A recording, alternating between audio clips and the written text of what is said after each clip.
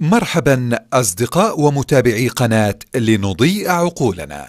تعتبر الكلاب من الحيوانات التي يعشقها البعض ويخاف منها البعض الآخر، وهناك كلاب هادئة الطباع وأنواع أخرى شرسة جدا، ولكن اجتمع الجميع على أن الكلب من الحيوانات التي تتصف بالإخلاص والتي تحب صاحبها وتبقى وفية له حتى الموت.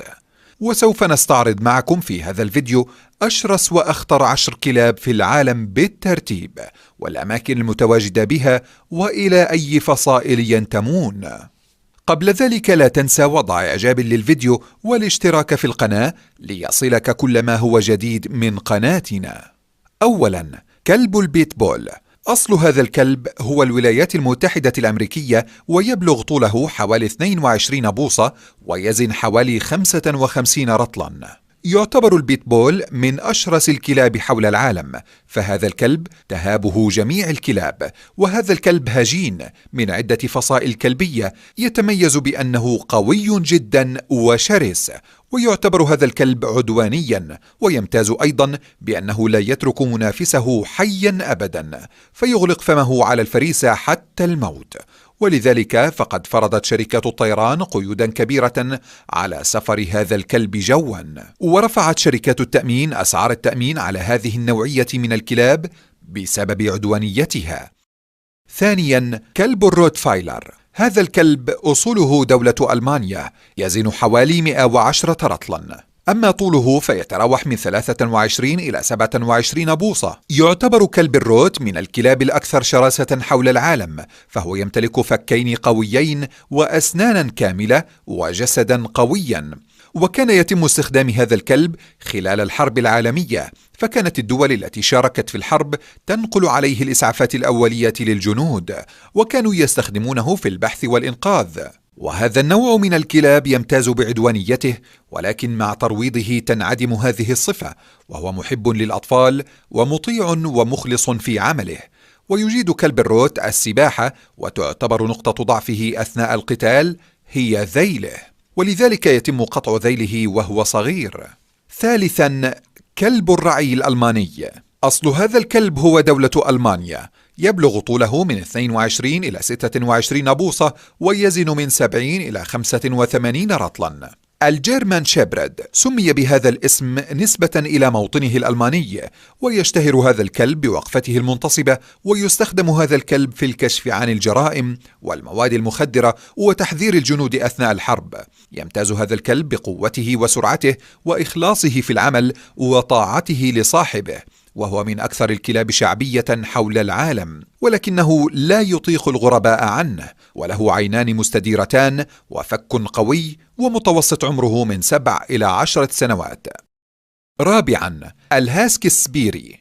يبلغ طول كلب الهاسكي من 20 إلى 24 بوصة، ويزن من 35 إلى 55 رطلا، ويمتاز هذا النسل بحجمه المتوسط وكثافة معطفه ونشاطه وقدرته على التحمل، خصوصا في الظروف شديدة البرودة، فهذه الكلاب تعيش في المناطق الباردة والمتجمدة، وكانوا يستخدموه قديما لنقل البضائع على مزلقة. تمتاز كلاب الهاسكي بأنها نشيطة وذكية، وتحب العيش مع سلالتها. يشبه كلب الهاسكي في طباعه الذئب، فهو يعوي وقليلا ما ينبح. في عام 2000 سجلت 15 حالة وفاة جراء عضة من كلب الهاسكي، فهو يعتبر كلبا عدوانيا.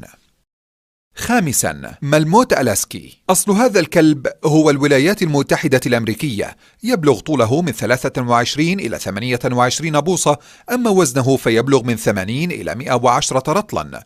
يعتبر كلب الملموت الأسكي كلبا مزاجيا من الدرجة الأولى، فإذا شعر هذا الكلب بخيبة الأمل أصبح عدوانيا للغاية، فهو يحتاج إلى الرعاية والاهتمام الدائم. يمتاز هذا الكلب بحجمه الكبير نوعا ما وقدرته على التحمل، فيتم استخدامه في المناطق الباردة لجر العربات، ومتوسط عمره من 12 عاما إلى 14 عاما. سادسا، كلب الدوبرمان. أصل هذا الكلب دولة ألمانيا، يبلغ طوله من 26 إلى 28 بوصة، ويزن وزنه من 65 إلى 90 رطلا. هذه الفصيلة مشهورة جدا، وخاصة في الأفلام البوليسية، وتمتاز هذه الكلاب بالذكاء والوفاء، ولكن لصاحبها فقط، فهي لا تحب الغرباء. يستخدم كلب الدوبرمان في الحراسة، وذلك بسبب قوته وعدم خوفه من أي شيء، ومتوسط عمر الدوبرمان من 10 سنوات إلى 12 سنة.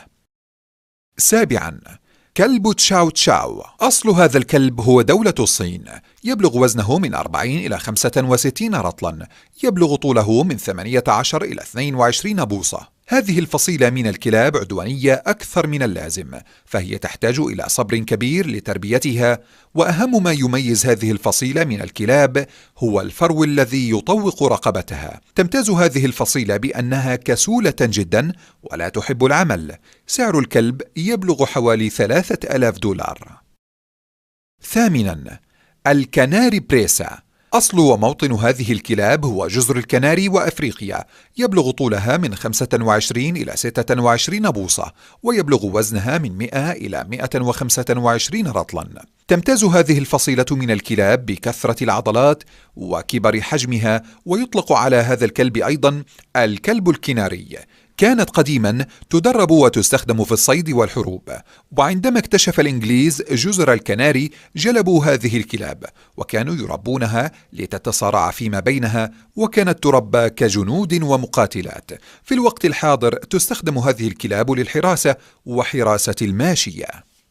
تاسعا، كلب البوكسر. أصل وموطن هذه الكلاب دولة ألمانيا، يصل وزنها من 50 إلى 65 رطلا، ويبلغ طولها من 20 إلى 25 بوصة.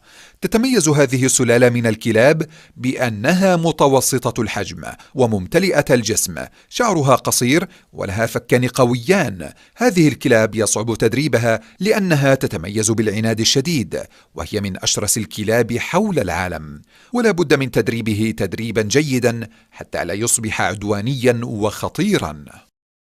عاشرا وأخيرا، كلب الدلماسي. سمي كلب دلماسي بهذا الاسم نسبة إلى بلدة دلماسيا في دولة النمسا، وهي البلدة التي شهدت نشأة هذه السلالة من الكلاب، ويطلق عليه أيضا ألقاب عديدة منها دلماطي أو المرقش. دلماسي في الأصل كلب صيد استخدمه الصيادون الريفيون في اصطياد الطيور والثعالب والقوارض، بسبب فكيه وطبيعته في جلب الفريسة بدون أكل جزء منها وعدم إغراز أسنانه بها بشكل كبير.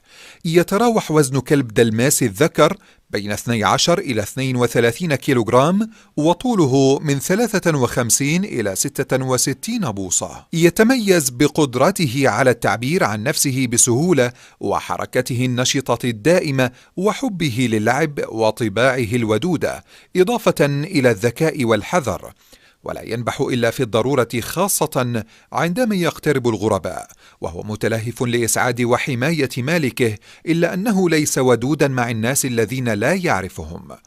وتمتاز هذه السلالة من الكلاب بأنها متعددة الاستخدامات، وتصلح في جميع الأغراض، لا سيما الصيد الذي يبرع فيه بسبب سرعته وقوة تحمله. في نهاية الفيديو، إذا كنت على دراية بأنواع أخرى أشرس وأخطر لم نذكرها، اكتب لنا في التعليقات، ولا تنسى وضع إعجاب للفيديو والاشتراك في القناة لتساعدنا على نشر المزيد من هذه النوعية من الفيديوهات.